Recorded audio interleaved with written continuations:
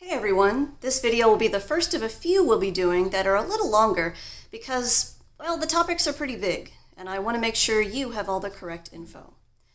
So in the past few weeks, along with school starting back up, we've had some things happen.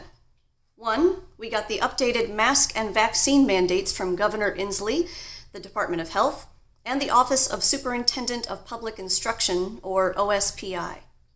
Two, we had a school board meeting on August 18th with a special report from our superintendent, Dr. Tracy Pierce.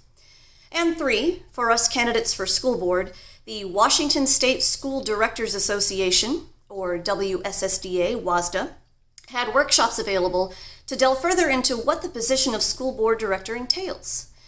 Today, I'm going to talk about how all three of those overlap, especially regarding Dr. Pierce's report, as that covered a lot about what the school board can and can't do concerning mandates from the state. To prepare for this, I reached out to Dr. Pierce, who was kind enough to give me a copy of her presentation to share with you in case you had missed the school board meeting. I'll be sharing those slides in the comments section of this video on Facebook. I also attended the candidate training and then spent time looking into more of the details of the mandates and what members of this school board can legally do.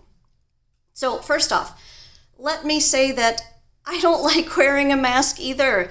It's not fun, but unfortunately, there's not much the district itself can do.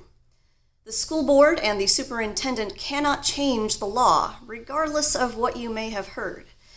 The federal and state governments make the laws. The OSPI and the State Board of Education turn those laws into rules, and the local school boards and superintendent manage the local district in accordance to those rules.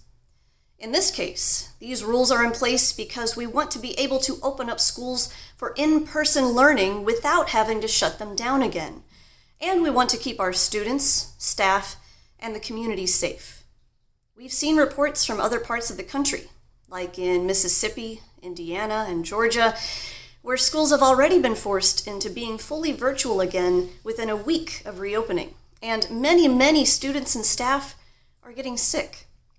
We don't want the same thing to happen here.